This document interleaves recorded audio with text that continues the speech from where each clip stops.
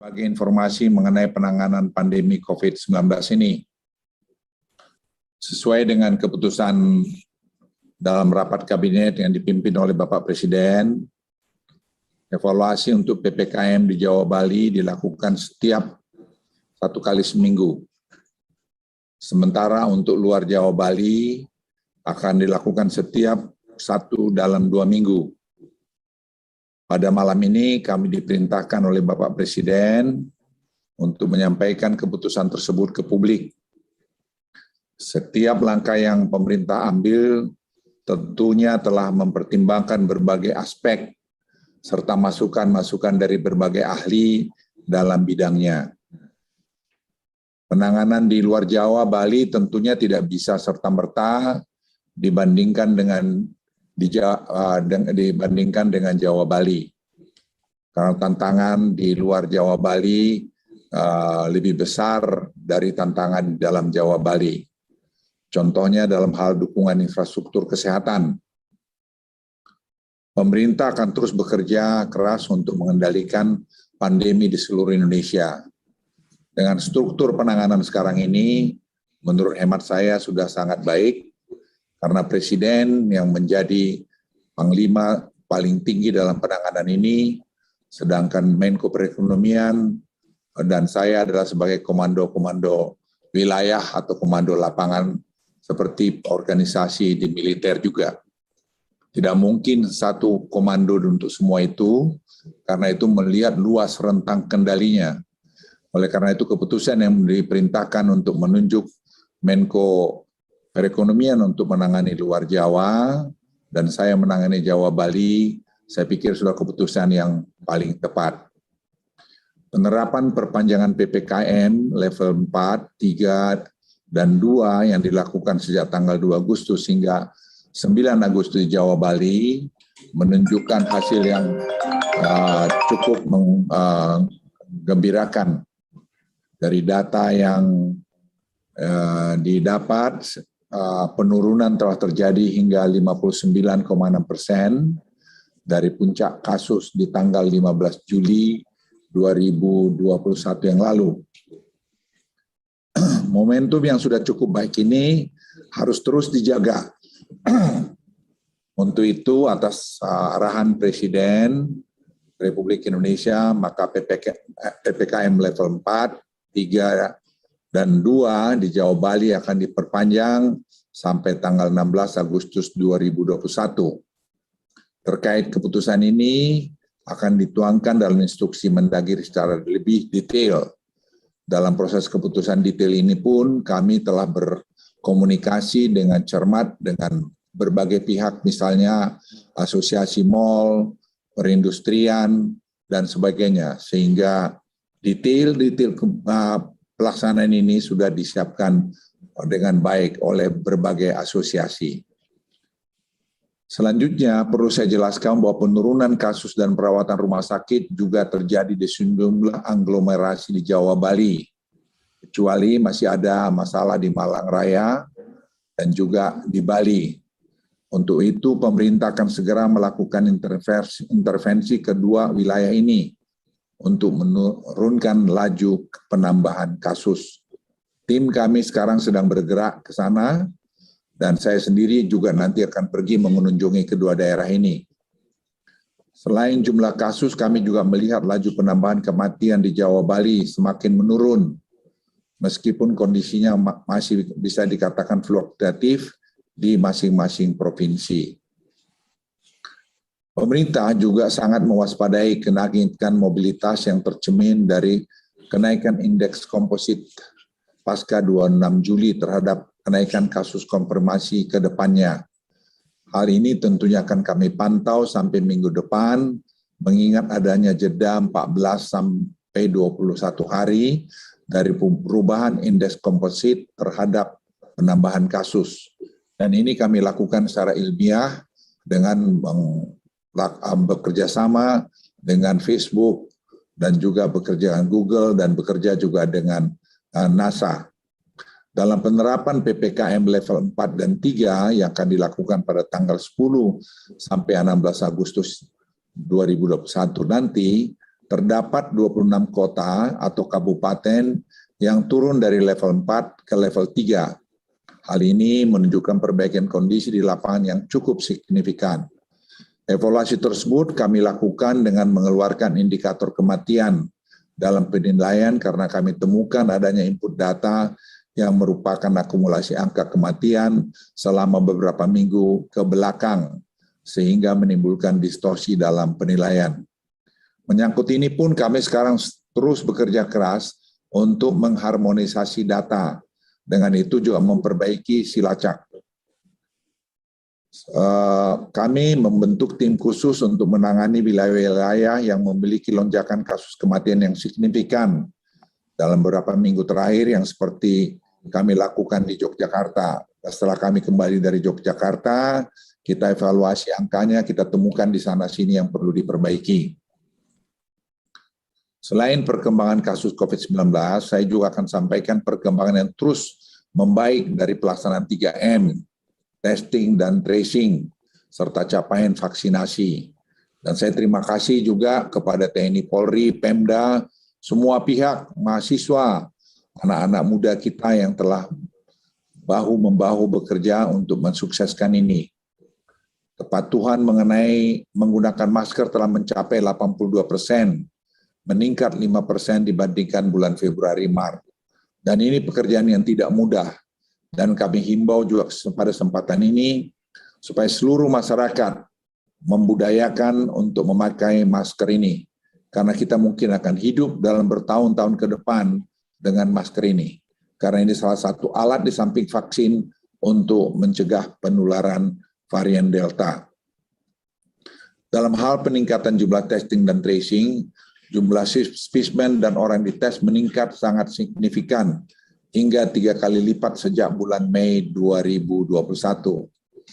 Selain itu dari sisi tracing, keterlibatan TNI dan Polri mampu meningkatkan jumlah kontak erat yang berhasil di tracing.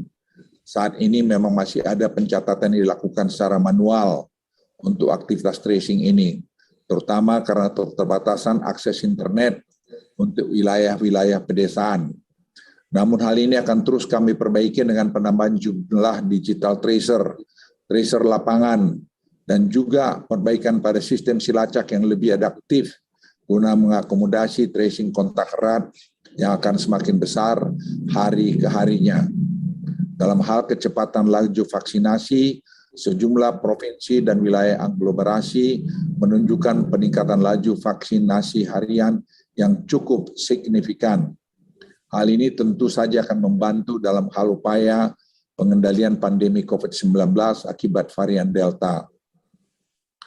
Dalam OSI perpanjangan PPKM dilakukan mulai 10 Agustus ini, terdapat 2 roadmap yang memiliki penyesuaian dan diuji cobakan, yaitu sektor pembelanjaan mal dan industri esensial yang berbasis ekspor atau penunjangnya.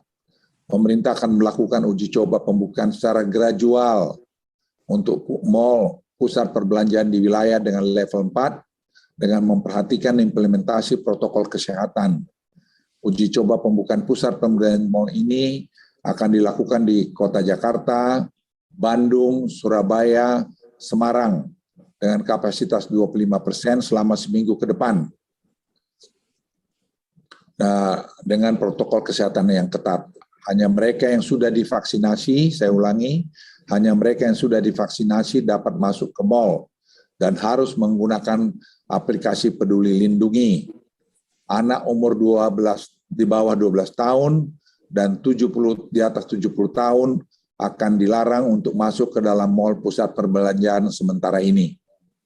Selain itu, untuk industri esensial berbasis ekspor, minggu ini juga sudah disusun semua protokol kesehatan agar mulai minggu depan juga ini bisa dioperasikan di kota level 4 dengan 100% staf yang dibagi minimal dalam 2 shift. Penyesuaian di level 4 dilakukan juga tempat ibadah. Dalam perpanjangan mulai 10 Agustus, kabupaten di wilayah level 4 dapat melakukan ibadah dengan kapasitas maksimum 25% atau maksimal 20 orang. Kami ingin menekankan sekali lagi bahwa ada 3 pilar utama dalam hal penanganan COVID-19 ini. Pertama adalah peningkatan coverage vaksinasi secara cepat, kedua penerapan 3T yang tinggi, dan kepatuhan 3M terutama soal masker yang baik. Dalam menangani pandemi ini, pemerintah mengedepankan masalah kehati-hatian dengan baik. Jangan sampai perbaikan yang sudah kita capai dengan susah payah, kemudian menjadi sia-sia. Saya ingin menyampaikan pada Anda semua kita lelah. Bukan hanya petugas, masyarakat pun lelah. Oleh karena itu, jangan kita sia-siakan kelelahan kita ini karena kita tidak disiplin. Sekali lagi tentunya pemerintah tidak bisa bergerak sendiri tanpa keterlibatan peran serta dan juga kesadaran masyarakat. Masyarakat hari ini diharapkan memiliki kesadaran tinggi untuk berperan penuh dalam terus menjaga protokol kesehatan, utamanya dan melakukan penggunaan masker agar kita semua keluar dari badai pandemi ini. Saya juga ingin menyampaikan pengawasan arahan yang diberikan oleh Presiden kepada kami semua adalah dari waktu ke waktu. Yang menurut saya dengan pengalaman saya sebagai seorang perwira TNI melihat bahwa arahan-arahan ini yang membuat proses pengambilan keputusan cepat yang tidak banyak dibayangkan orang. Kalau teman-teman melihat di dalam proses pengambilan keputusan ini, bagaimana peran Presiden dalam mengarahkan adalah satu, saya pikir, pikiran langkah-langkah yang sangat patut kita apresiasi. Dan diakhiri juga dalam kesempatan ini saya ingin mengucapkan selamat Tahun Baru Islam 1443 Hijriah. Semoga kita semua selalu diberikan kesehatan, keberkahan, serta kekuatan untuk berjuang keluar dari pandemi COVID-19 ini. Terima kasih. Wassalamualaikum warahmatullahi wabarakatuh. Saya persilakan Menko Perekonomian.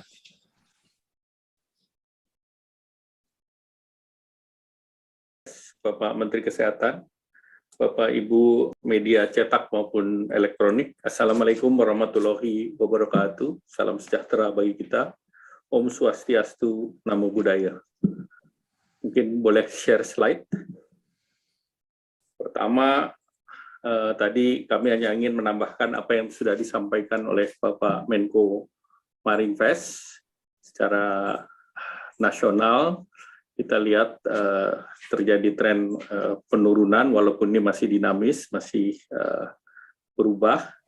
Namun kita lihat dari 7-day moving average, kasus konfirmasinya secara nasional 32.324 per mingguan, angka mingguan. Tingkat kematiannya 1.625 dan di rumah sakit 72.659. Kalau kita lihat berikut, kita lihat secara nasional memang Jawa Bali sudah mengalami penurunan, tadi sudah disampaikan oleh Menko Marinvest, dan kontribusi luar Jawa Bali sekarang 46,5% dari total nasional, dan kita lihat bahwa terjadi penambahan sebesar 1,23%. Lanjut. Nah, ini kita lihat di luar Jawa Bali ada yang meningkat, yaitu Sumatera Utara, Kaltim, Sumbar, Papua, dan Riau. Namun juga ada 10 provinsi yang menurun, yaitu Jambi, Bengkulu, Lampung, Kepri, NTB, NTT, Kaltim, Maluku, Maluku Utara, dan Papua Barat. Berikut. Ini beberapa hal yang menjadi arahan Bapak Presiden, yaitu peningkatan vaksinasi, kemudian arahan Bapak Presiden juga peningkatan testing tracing, yang targetnya per 1.000 itu 10, kemudian juga pembatasan PPKM yang ketat, kemudian juga terkait dengan isolasi terpusat. Nah, terkait dengan vaksinasi, ini yang ditargetkan kepada TNI, Polri, Pemda, dan BKKBN, dan khusus untuk di luar Jawa Bali, ini sudah ada jadwal pengiriman di bulan Juli dan Agustus, itu sekitar 10,6 juta, kemudian yang akan juga hadir 12 Agustus sebesar 6 juta, kemudian ada rilis pengiriman 5,6 juta, dan diharapkan ini bisa terkirim minggu ketiga bulan Agustus sebesar 34 juta dari total 73 juta yang akan datang di bulan Agustus. Lanjut. Nah, ini data-data tingkat daripada pengetesan, karena memang jumlah tes yang ditargetkan adalah yang biru sesuai dalam instruksi Mendagri di 27 kabupaten kota. Angka merah itu menunjukkan capaian, misalnya Kaltara sudah mencapai 75%, Kaltim itu sekitar 65%, dan kemudian beberapa daerah lain juga sudah mengalami peningkatan. Lanjut. Nah, ini kita lihat beberapa daerah mobilitas. Nah, kita lihat mobilitas di berbagai daerah telah terjadi penurunan, terutama di hampir semua area menurun, dan 2 area yang seperti juga di Jawa yang masih diberikan keleluasaan ataupun terkait dengan kegiatan adalah di toko makan atau apotek dan di daerah pemukiman. Nah, kalau dilihat 2 provinsi yang mobilitasnya masih di atas positif, yaitu Sumatera Barat 0,8 secara rata-rata, dan Riau di daerah umum masih 5% dan NTT 22%. Terhadap kegiatan ini tentu kita akan terus menekan dalam kegiatan-kegiatan ke depan, dan kita juga memonitor di luar Jawa terkait dengan tren-tren kenaikan kasus aktif.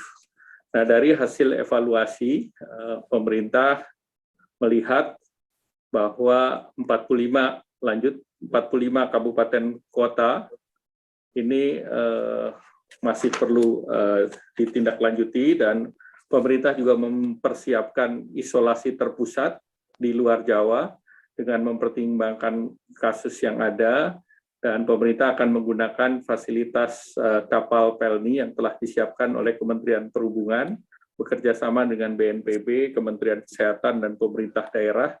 Dan untuk awal akan dipersiapkan di 4 kota, Medan, Bitung, Sorong, Bandar Lampung, sedangkan fasilitas gedung di daerah juga dipersiapkan oleh Kementerian PUPR bersama BNPB, antara lain menggunakan Wisma Atlet, Asrama Haji, Balai Diklat, Rusun, dan ini telah diidentifikasi di beberapa daerah, termasuk di Sumatera Utara, kemudian di Riau, di Padang, di 5 daerah yang tadi meningkat secara tinggi.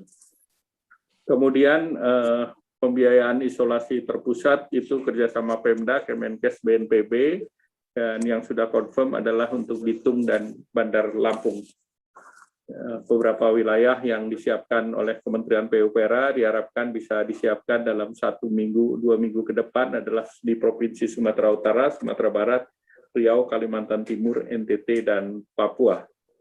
Selanjutnya, nah ini adalah 45 kabupaten kota yang akan diperpanjang karena ini adalah levelnya adalah level 4 dan resikonya masih resiko tinggi. Di luar Jawa ini level 4 ada 132 kabupaten kota, namun 45 kabupaten kota yang kita tingkatkan tetap berada di level 4. Level 3 ada 215 kabupaten kota, level 2 ada 39 kabupaten kota. Selanjutnya, sesuai dengan arahan Bapak Presiden, khusus di luar Jawa Bali akan diberlakukan perpanjangan selama 2 minggu, yaitu tanggal 10 sampai dengan tanggal 23 Agustus, karena memang berbeda dengan Pulau Jawa yang sudah menurun, maka yang di luar Jawa ini karena natur kepulauan dan wilayahnya luas, maka akan diperpanjang selama 2 minggu, dan levelnya adalah yang untuk level 4 ada 45 kabupaten kota, level 3 302 kabupaten kota, kemudian di level level 3 302 kabupaten kota yang terdiri dari sebagian level assessment 3 dan sebagian level assessment 4. Kemudian di level 2 ada 39 kabupaten kota. Kemudian perubahan pembatasan untuk PPKM level 3 di luar Jawa Bali, yaitu 1, kegiatan belajar mengajar dapat dilakukan tatap muka, maksimum 50% dengan prokes ketat. Kemudian industri orientasi ekspor dan penunjangnya beroperasi 100% dengan prokes ketat, dan apabila ditemukan klaster akan ditutup 5 hari. kemudian restoran, makan di tempat maksimal 50% dengan prokes ketat, kemudian di pusat pembelanjaan 50% wajib masker, tempat ibadah 50%, kapasitas 50 orang dengan prokes ketat. Ini yang khusus untuk level 3. Jadi saya ulangi, ini level 3, bukan level 4. Khusus level 4 di luar Jawa Bali akan ada penyesuaian di industri ekspor dan penunjangnya. Ini bisa beroperasi secara penuh dan apabila ditemukan klaster ditutup 5 hari dan tentu harus berbasis IOMKI dan dilakukan vaksinasi. Sedangkan tempat ibadah maksimal 25% atau 30 orang dengan prokes ketat. Dan ini seluruhnya akan dimasukkan di dalam instruksi Mendagri yang akan diterbitkan pada malam hari ini. Nah, ini adalah secara matriks, tadi sudah dijelaskan. Jadi ini berdasarkan work from home, belajar mengajar, 50%, industri, restoran dan kafe, warung, lapak, jajanan, PKL, toko kelontong. Nah, ini prokes dan diatur oleh Pemda. Kemudian mall tadi disampaikan, ini level 3 ya, bukan level 4. Itu 50%, kemudian pasar tradisional juga dengan regulasi Pemda, kemudian tempat ibadah. Demikian Bapak Menko Marinvest, terima kasih. Dan sekali lagi arahan Bapak Presiden bahwa beberapa hal terkait vaksinasi, testing, tracing, dan juga pembatasan mobilitas, isolasi terpusat, dan ketersediaan obat, ketersediaan oksigen, seluruhnya sudah dipersiapkan dan nanti Pak Menkes akan menjelaskan terkait dengan hal tersebut. Demikian kami kembalikan Pak Menko. Silakan Pak Menteri Kesehatan, Pak Budi. Terima kasih Pak Menko, rekan-rekan wartawan. Assalamualaikum warahmatullahi wabarakatuh. Bapak Presiden memberikan arahan bahwa ke depannya mungkin besar bahwa virus ini akan hidup cukup lama bersama kita. Jadi arahan Bapak Presiden, kita harus memiliki roadmap bagaimana ke depannya kalau memang virus ini hilangnya membutuhkan waktu sampai tahunan. Bagaimana protokol kesehatan yang kita miliki bisa menjaga kita untuk tetap hidup normal menjalankan aktivitas ekonomi, tapi dengan kondisi yang lebih aman. Untuk itu, atas arahan Bapak-Bapak Menko, kami akan segera melakukan pilot project yang mengatur secara digital penerapan dari protokol-protokol kesehatan di 6 aktivitas utama. Yang pertama adalah perdagangan, itu bisa perdagangan modern seperti mall atau department store, atau juga perdagangan tradisional seperti pasar basah atau toko-toko kelontong. Yang kedua adalah kantor dan kawasan industri. Yang ketiga adalah transportasi, baik darat, laut, dan udara. Yang keempat adalah pariwisata, hotel, restoran, atau event. Yang kelima, keagamaan. Dan yang keenam, pendidikan. Arahan beliau agar dipastikan bahwa protokol kesehatan yang nantinya akan mendampingi kehidupan kita ke depan, itu benar-benar bisa praktis, bisa juga digital atau berbasis information technology, dan juga bisa mengamankan kehidupan kita sehari-hari.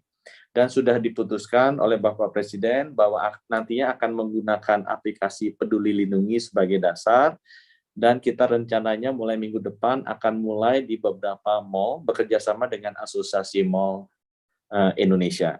Kita juga sudah mengintegrasikan dengan transportasi udara, di mana teman-teman wartawan juga sekarang sudah merasakan setiap kali kita check-in akan langsung ketahuan status vaksinasi dan status PCR-nya secara digital, ya, secara otomatis. Nanti semua aktivitas tersebut, kalau mau masuk ke aktivitas tersebut, harus ada proses screening yang akan menentukan apakah yang bersangkutan sudah divaksin atau tidak. Kalau yang bersangkutan sudah divaksin, mereka akan masuk dan akan memperoleh protokol yang lebih longgar dibandingkan dengan yang belum vaksin. Sama seperti misalnya kalau kita masuk restoran, ada daerah merokok atau tidak merokok. Bisa dibayangkan seperti itu. Jadi kalau yang untuk vaksin, mungkin satu mejanya bisa berempat, bisa selamanya buka masker, tapi yang belum vaksin, mungkin harus satu meja berdua dan ditaruh di ruangan yang terbuka. Nah, hal-hal seperti tersebut akan diatur dalam bentuk protokol kesehatan untuk ke-6 aktivitas yang tadi saya sebutkan. Perdagangan, baik tradisional maupun modern, kantor dan kawasan industri, transportasi, darat laut udara, pariwisata, hotel, restoran, event, acara-acara keagamaan, dan juga pendidikan. Nah, diharapkan dengan adanya pilot project ini, bekerja sama dengan asosiasi, proses ini atau protokol kesehatan ini bukan hanya dimiliki oleh pemerintah, tapi juga dimiliki oleh pesertanya, oleh asosiasinya, dan bisa dilakukan tindakan-tindakan pengamanan, insentif dan disinsentif yang dilakukan juga oleh asosiasi terhadap anggotanya. Jadi pengawasannya bisa lebih efektif karena dilakukan juga oleh asosiasi bersama dengan pemerintah. Di samping itu, selain protokol kesehatan, Bapak Presiden juga menekankan perlunya testing dan tracing itu ditingkatkan. Ini adalah salah satu kelemahan kita yang sangat dibutuhkan ke depannya kalau kita mau secara bertahap membuka aktivitas sehari-hari tanpa mengorbankan unsur keamanan. Kita melihat bahwa testingnya sudah terjadi peningkatannya cukup tinggi. Dari sebelum Lebaran mungkin masih kisarannya puluhan ribu, sekarang sudah tes spesimennya di atas 200.000, sedangkan tes jumlah orangnya sekitar 150 ribuan. Itu kenaikan yang luar biasa. Tapi kami masih berpikir untuk perlu meningkatkan dengan kondisi positivity rate seperti sekarang ke angka 300 sampai 400 ribuan. Tracing juga kami melihat banyak kita perbaiki, infrastruktur sudah diperbaiki, tracer-tracernya juga sudah disiapkan TNI dan Polri, tapi kita masih memperbaiki sistemnya kita, performance-nya juga, agar ngisinya lebih mudah dan kualitas data yang dimasukkan. Kami berharap 2 minggu signifikan dan juga semua aksi pendukungnya sudah terintegrasi menjadi satu. 2 hal tadi, Bapak Ibu, yaitu peningkatan protokol kesehatan didukung dengan aplikasi digital untuk sektor-sektor aktivitas sehari-hari yang kita lakukan, 6 sektor tadi. Kemudian kedua, testing tracing yang lebih agresif, ditingkatkan di seluruh pelosok Nusantara dengan bantuan TNI dan Polri, kita rasa bisa menjadi alat agar kita bisa secara bertahap menyeimbangkan antara kegiatan ekonomi di satu sisi, tapi di sisi lain menjaga keamanan kita bersama. Khusus untuk vaksin, saya menambahkan sedikit yang tadi meneruskan yang Pak Menko Ekon sampaikan.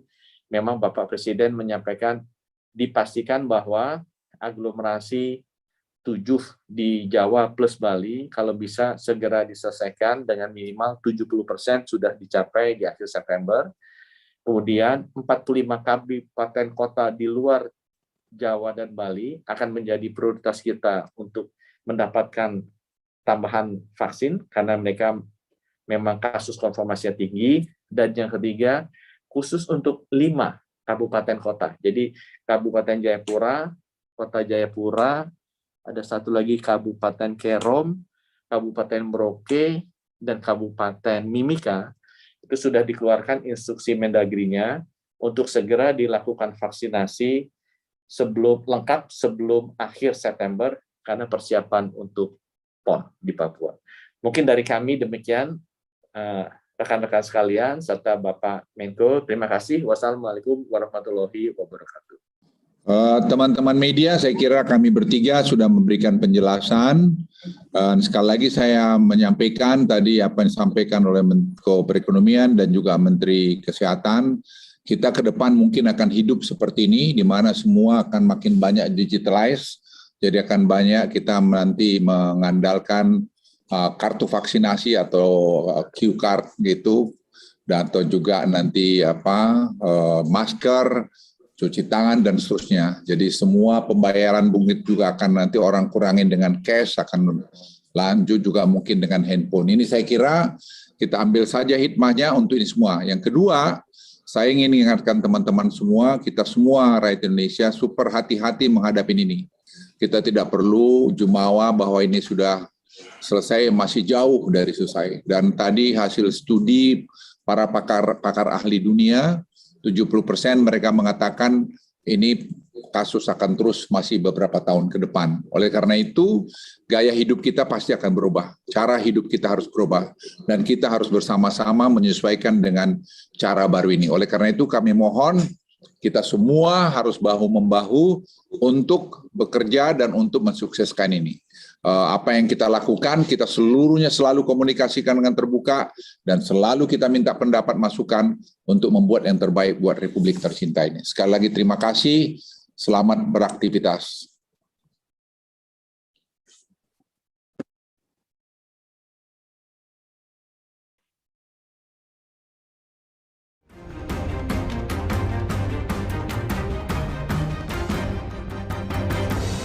Bapak, Ibu, saudara-saudara, saat ini semua wajib pakai masker.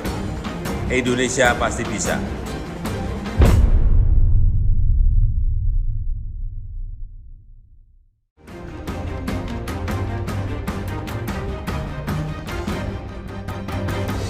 Bapak, Ibu, saudara-saudara, saat ini semua wajib pakai masker.